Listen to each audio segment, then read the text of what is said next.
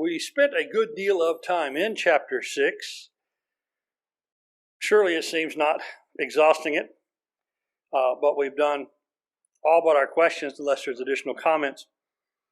Seeing that Jesus was Lord of the Sabbath and that his disciples were chastised for misusing it and doing work on it that they ought not.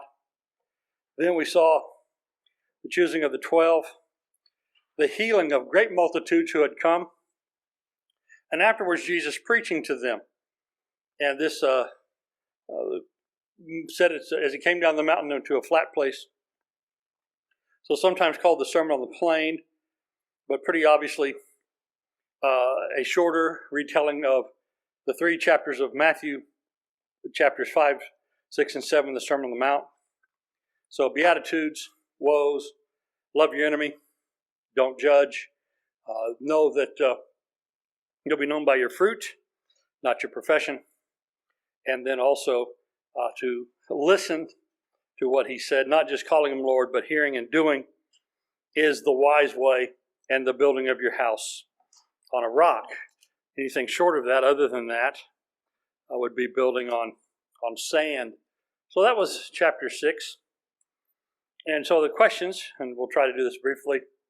Question 1, what was the Pharisees' chastisement, or was the Pharisees' chastisement of Jesus' disciples fair? Was it a fair objection they had?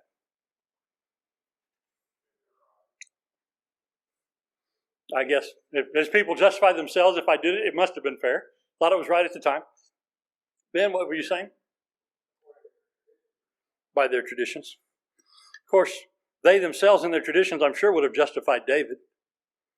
And so I think Jesus at least points out that it's a hypocritical, although we don't always recognize when we're doing things in hypocritical fashion, do we? I think we do. Sometimes we just don't care. It's worth it to score a point. It's worth it to do a thing. We just don't care. But sometimes I do think we're just completely oblivious to the action. Were the Pharisees closely watching Jesus in the synagogue to learn? He said they watched him closely when he came. Yeah, they were watching him closely to accuse. And as we talked about, it's a mighty bad day for you and your side when your best accusation is fella, you're doing the miracle wrong. That's a bad argument, but that's all they had. What was their reaction to Jesus healing the man?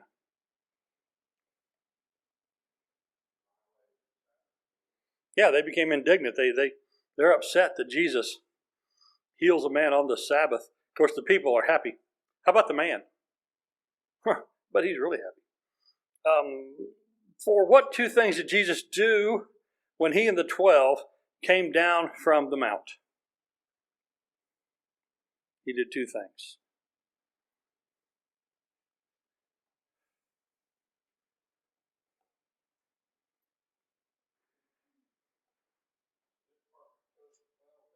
Yeah, just after that, when he came down with them, what did he do?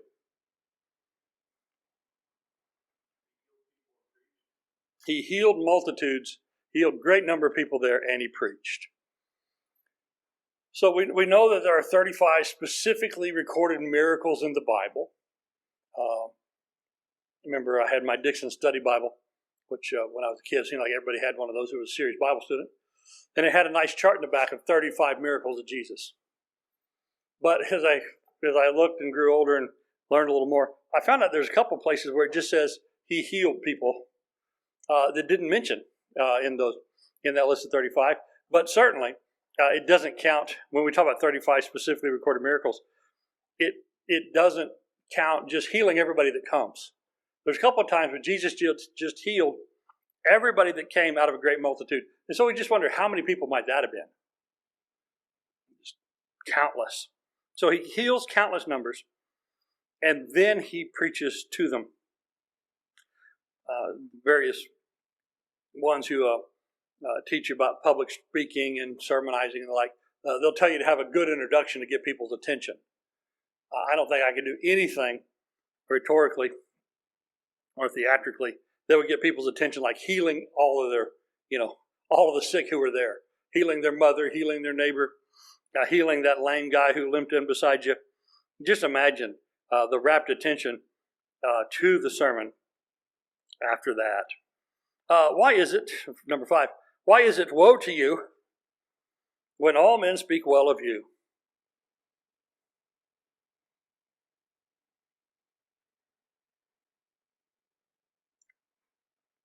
Why did Jesus say a woe to you when everybody speaks well of you?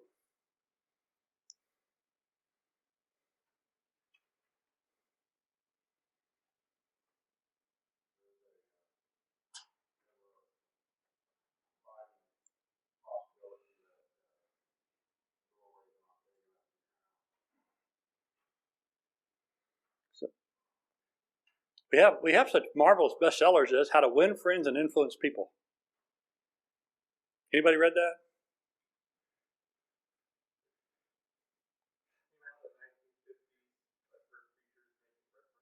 Yeah, I've read it. Yeah, it was a big seller. Actually, I read it mainly because I heard so many people talking bad about it. It has some really good advice on how to be a good salesman. It really does. But it's not, pleasing people is not the job of the saint. What is the job of the saint? It's to glorify God. And Jesus said the false prophets were the ones who were well spoken of by the general population. Why would the false prophets be better spoken of and held in better reputation than those who held to God's way?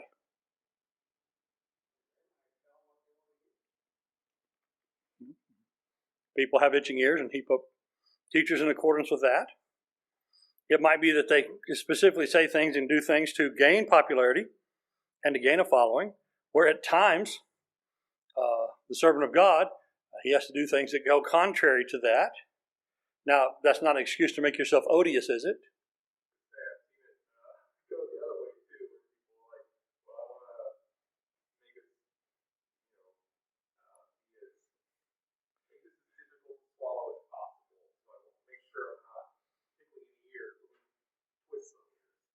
Right.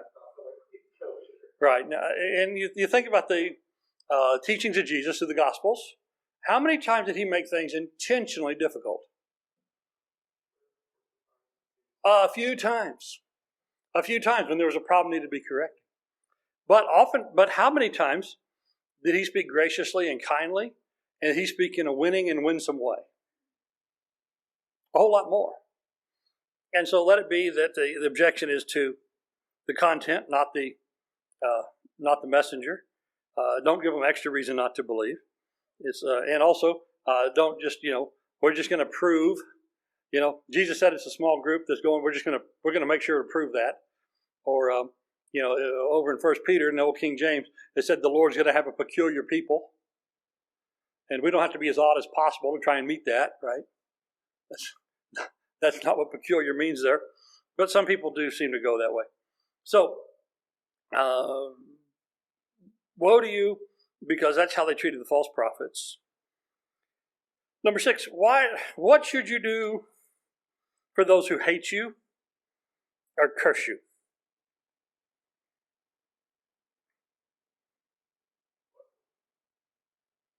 Right, bless and pray. You are to bless, pray, you're to show love. The summary here in verses 27 and following, it's just full of these short little action verbs. Love your enemy. Do good to those who hate. Bless those that curse. Pray for those who abuse. So, love, do good, bless, pray. And how would you treat people? How should you treat people?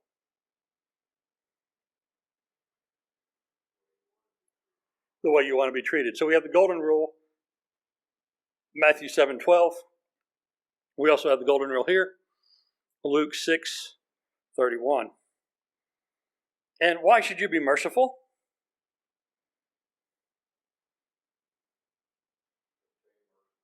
To obtain mercy. We want to obtain mercy from God who's merciful. So we want to be like God. We want to get His mercy. And number 9, how would it be given to you? As a general rule, what did Jesus say? How will things be given you? As you give. Jesus would teach the same thing in Matthew regarding judgment. How are you going to be judged? The way you judged others. And so he tells them, give them the full measure. Make sure that using the example of a bowl or container, make sure it's full, and then press it down and shake it together and run over. Make sure you give generously and fully. 10, how do you know a tree? By its fruits. And then finally, number 11, what is the man who hears and acts on Jesus' words? He's the wise man who built on the rock. And so Jesus in that wise and foolish comparison, house on the rock, house on the sand, he's not talking about people who reject his word in the sense of not wanting to listen to it or reject him out directly and outright, expressing their disdain for Jesus. The foolish man is the one who does what? He hears what Jesus says. But what does he not do? He doesn't live by it. And so it's a live by it test at the end rather than a acquiescence or acceptance or acknowledgement test. It's not a listen test. It's not an acknowledgement test. It's an action test. All right, so that was chapter 6. But anything else before we move on from that and turn over into chapter 7?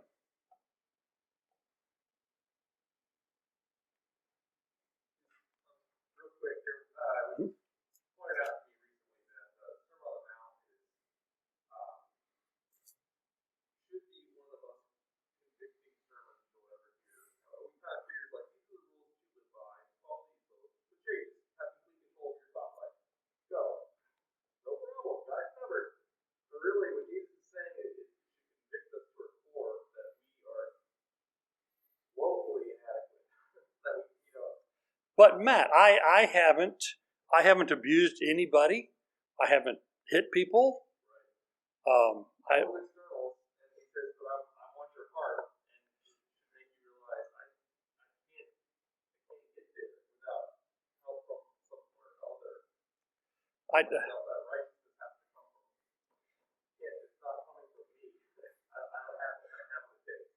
It starts with the Beatitudes, but again, the Beatitudes and the woes both, they just turn the world upside down, right? Blessed are the poor, and in Matthew, it goes on to say the poor in spirit. So the whole sermon starts with the blessing of the poor in spirit. I don't know if there's anything like the Sermon on the Mount to cut into pride so much.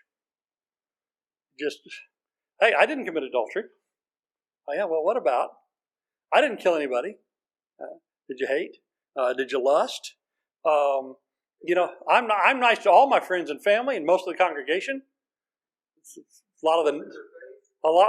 just when they're there. Well, most of I'm really good to all the likable neighbors.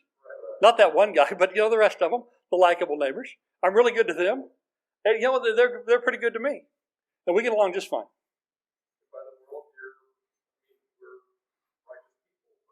Right.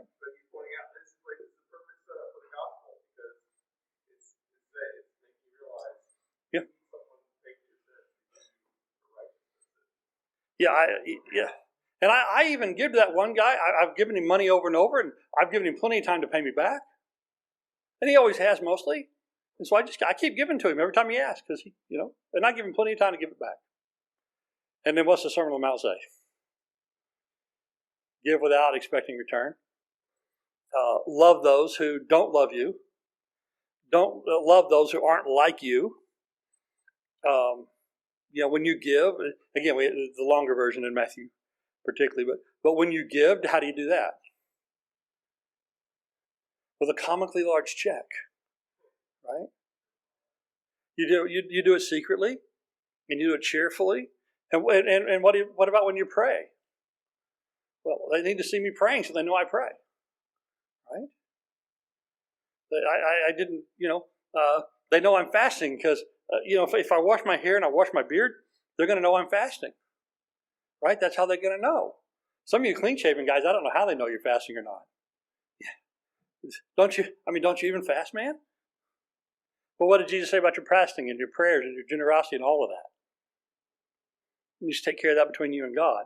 So be truly generous. Be really a pure heart. Be all these things. And by the time you get done with that, and that's even before you get to the golden rule, you do feel at times a little bit beat up, don't you?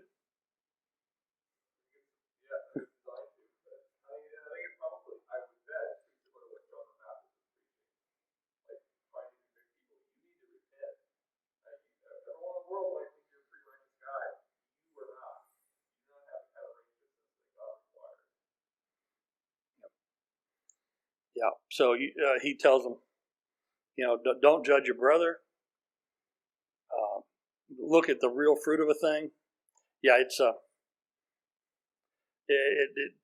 you definitely, when you see the standard required, the need of the Savior becomes all the more obvious, right? All right. So now we come after this in chapter 7. We come to one of the most highest, at least in a moral sense, one of the most highly complimented people that we're going to run across.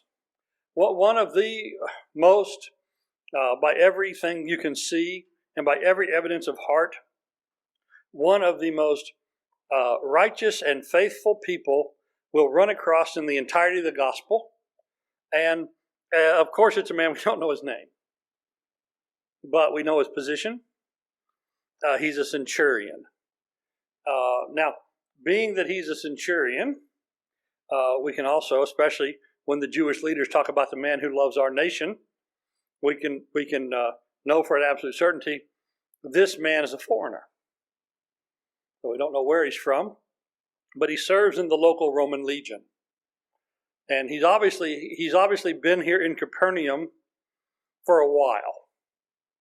And so here is a Roman centurion who has been in Capernaum for a while. And usually, the longer the Roman soldiers are around the Jews and the Jews are around the Roman soldiers, what's the reaction to each other? The longer they know each other, the more animosity. In this case, it is exactly the opposite. So we're going to start with the centurion of amazing faith who Jesus heals his servant. And then Jesus is going to heal the widow's son at Nain. And we'll have more interaction with, I don't know that it ever explicitly states that she is not a Jew, that she's a Gentile, but I'm pretty sure she is, especially since she's from a Gentile town. It's on the edge of Galilee. And then, after that, so we'll have two amazing healings with amazing circumstances. And then we're going to have John's messengers come and ask if Jesus is really the one. And Jesus will talk about John the Baptist and how remarkable a character he is and the blessings that other faithful people can have like John. And then we're going to have the touching, and again, in Luke 7, it's all first-rate stories. The story of the woman who came and ended up washing Jesus' feet with her tears. And it seems to me pretty obvious that was not her intent when she walked in, but that's what ended up happening. And so we have this centurion with amazing faith.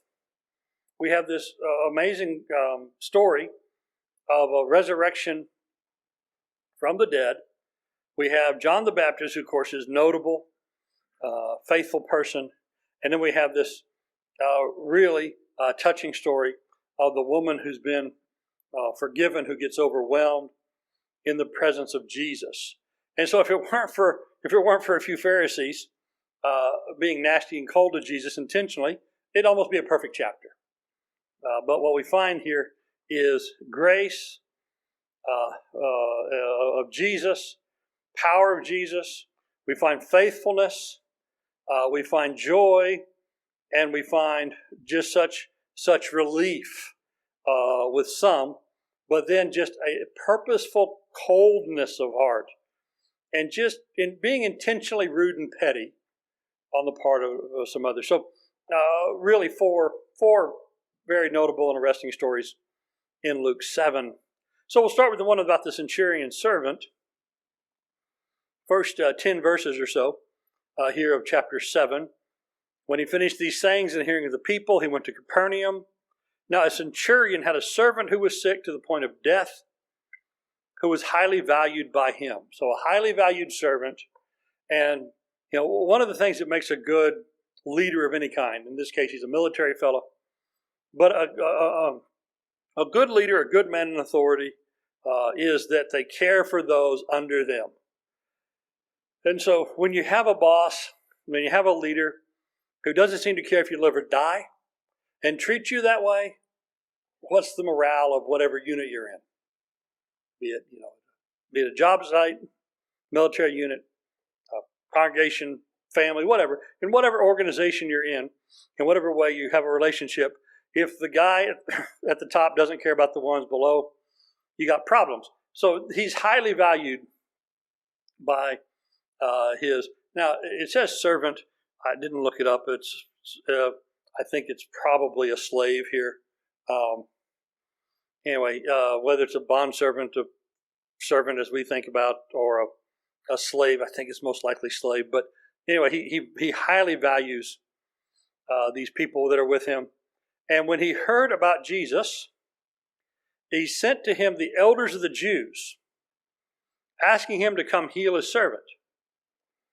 So he asked the local Jewish leaders if they would intercede for him, if they would go approach Jesus. Now, how often do we see the Romans standing on politeness and ceremony and not doing things directly? What are the Romans known for? A directness, a brusqueness of things, which is kind of a national character of theirs. But he goes through the local elders, which obviously, as we'll see, hold him in high esteem and are friends of his. And so they came to Jesus and they pleaded with Jesus earnestly. So when you have the kind of loyalty among friends and colleagues, that they will earnestly do a thing for you. It's like, Claudius or whatever his name is. Claudius asked us to go. I guess we better go. He is the guy in charge of the soldiers around here. I guess we ought to go. It's not that approach at all. It's an earnest appeal. And they start with, he is worthy for you to do this for him. Now, I don't recall, is there any other miracle where the one being healed or the one being benefited, there's an approach based on that person's worthiness? It's kind of unique. Now, it would be different if he showed up and said, hey, you need to help me because I'm worthy, right? But if you're making a plea for somebody else, we wish you would help him because he's worthy. That's a whole different thing than showing up and going, you should do this for me because, reasons, or I deserve it. So saying another person is deserving of a favor is an entirely different thing than you saying it yourself. And most of the time, through most miracles, it's done directly, right? It's a direct plea to Jesus. Jesus, son of David, have mercy on me, the blind men claimed or cried. And similar, the lepers. But only really this one, and maybe you could say, in the case where they let the fellow down through the ceiling with, there's several helpers there. It's not very often that it's an indirect appeal. So they say, yes, please, this guy's worthy. Why is he worthy? He loves our nation. If you have to be under military occupation, that's a good way to do it, right? Did the Romans screen for people who like Jews? Is that how they chose us? No. No, he got there, and it's in some way, either by his time with them, or maybe because there are God-fearing Gentiles around the empire, right? There's synagogues all over the empire. Maybe from youth, he had a sympathetic view of the Jews, and he'd learned something from the Greek version of the Old Testament, the Septuagint, that was widely available. Whether he maybe this is the kind of guy who asked to go to Jerusalem or asked to go to Jewish areas because he wanted to learn more or he wanted to be around these people. Don't know how he got to loving the nation of the Jews, but he truly did.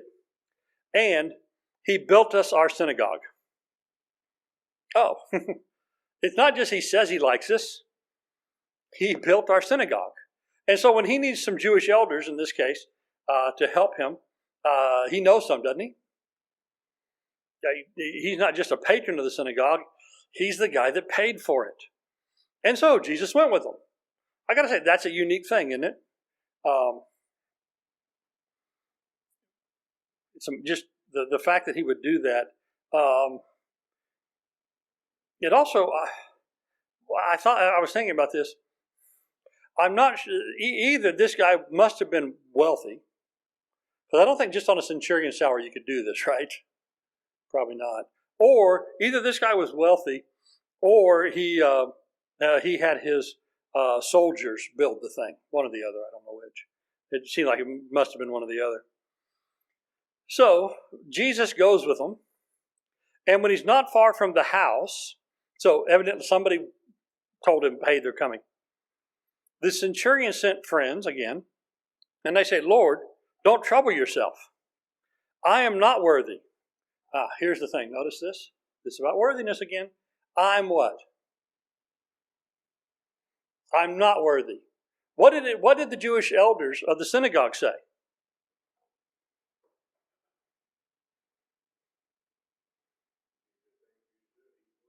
The elders of the synagogue say, he's worthy. What does he say?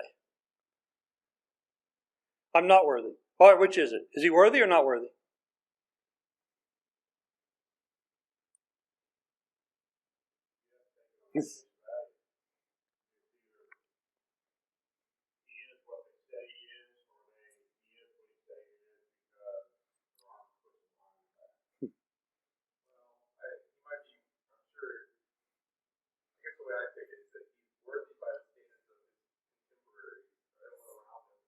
Right? Right? That's true.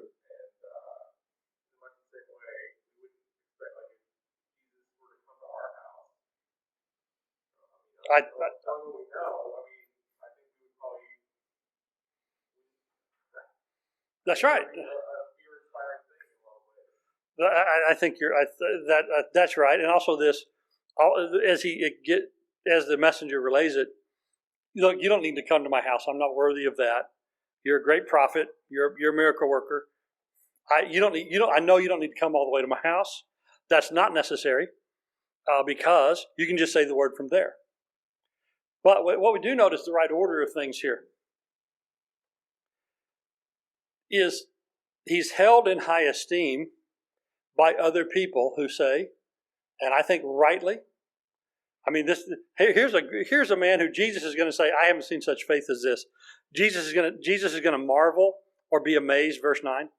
This man has a faith that it says calls Jesus to marvel or to be amazed. How many times in the scriptures is Jesus marvel or is amazed? Pick your word or synonym, depending on translation. It's just doesn't happen. So this man has amazing faith. So he has amazing faith. If you live with a man who had an amazing faith and a long history of generosity, he built the synagogue for the Jews. What would you and everyone around, up and down the street and all over town, say about this fellow? He's worthy. But what's his own attitude, and how humble is he? I'm not worthy. And so one of the reasons why everybody thinks he's worthy probably is what? His attitude of thinking, I'm not worthy. What is your attitude of a fellow after a while when he gives off the air or says directly, I'm worthy? I'm very worthy. Very good. Quite generous, just ask me. Would you like to see the receipts on my generosity?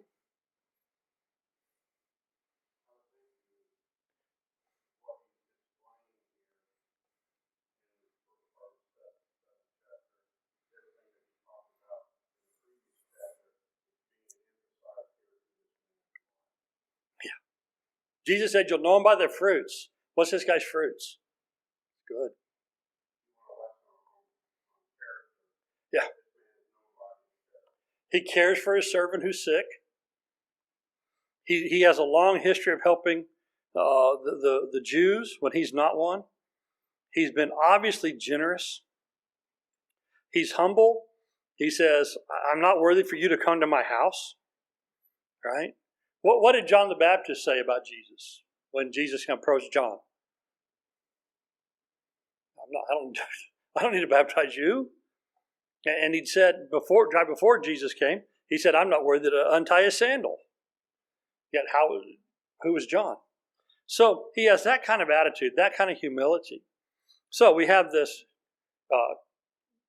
concern, generosity, and humility in this one man. And also his recognition of how the power of Jesus works. He says, you don't need to come to my house. Just say the word.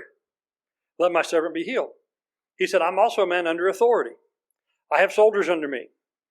I say to one, go, and he goes. I say to another, come, and he comes. So this fellow, especially a good commander as he is, what do you think is the order and discipline of whatever men are under him? I imagine his unit's in good shape, right? And so when the commander of this unit says to a fellow, go do a thing, does he need to send somebody out there to make sure he does it?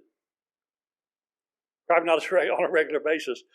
Things in this guy's unit are such that when he says a thing, it happens. His people are going to do it. His people are going to take care of it.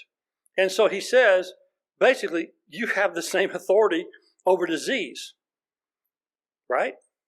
I recognize how this works. You say the word, and the thing is carried out. And so, how far away could Jesus have healed this servant from? From wherever. He just has to say, let the man be healed. And it's done. And so when Jesus heard this, he marveled. Other translations, he was amazed. And he turned to the crowd who followed. And so, again, all these things happen in public. People would have heard these men. They would know where Jesus is going. They would, these elders, as they come and now return with Jesus, it would, anybody who knew them and wanted to know what was going on, they'd know. So a crowd is going as Jesus is going to the centurion's house. And Jesus turns and tells the crowd, this is amazing. I tell you, not even in Israel have I found such faith. So among the Jews, I've not found anything like this in faithfulness. Now, is this guy literally more faithful than every Jew in Israel? It's a bit of hyperbole, right? But it's hyperbole that we clearly understand to make a point. This is top-level faith. This is faith like you don't see every day, that you almost never see. So, again, like we use the expression, I've never seen anything like that. Well, sometimes have you? Yeah, maybe. But it's not very often. So it's not exactly, to press this to the full extent of literalness, it's probably a bit of hyperbole. But still, this is top-level faith. And the man got exactly what he asked for, which is the healing of that servant. And so it's at this point in Matthew's gospel, Jesus says many like this will come into the kingdom, and many of the Jews will not get to be at the table and have a feast with Abraham. So this Gentile shows the faith that'll save in these things. And you just think about in a couple of years, if this man's still 10 years, maybe 12 years from now, after Peter preaches to Cornelius' house and they baptize the first Gentile, I have a feeling this guy, if he's still alive 12 years from now, this guy will be, one of the first Gentiles in the church somewhere, won't he? It's also interesting, having mentioned Cornelius, this man is a centurion. Also, Cornelius was a centurion. Where else do we find centurions in the Bible? So Acts 10, Cornelius. There's a centurion named Julius in Acts 27. At the crucifixion, there's a man who says, "Surely this man was the Son of God." There's a couple of more mentions of centurions who are capable officers taking care of Paul as the Jews are trying to kill him in the book of Acts. And so it's 7 centurions, or maybe it's 7 mentions of centurions. One's in Mark and Matthew. I'll have to double check if it's 6 individuals or 7. But every single individual, every single centurion mentioned in the New Testament, they're always men of character. They always do. Every one of them does the job that they're assigned, or more, and every one of them, of which there's very much said, are kinder and more considerate of people than they would have to be. And so it's a universally good record in the New Testament of centurions. Centurions, I think, well, they're basically a combination. There's a whole lot of different offices that could all technically be called centurions, and we're never sure which one's which. Some of these guys would have just maybe been lieutenants. Some of these guys would have been just like the lowest rank of general. So the word centurion at various times describes different jobs, and a Roman cohort would have between 6 or 8 of them, and then there was a hierarchy of them. So we're never sure exactly which one of these guys there are. Literally, the title meant leader of 100, but some of these guys were like the senior centurions; they were over other centurions. So we're never sure exactly, what the modern equivalent would be. But these guys are all of them capable, considerate, and very competent when we run into them in the scriptures.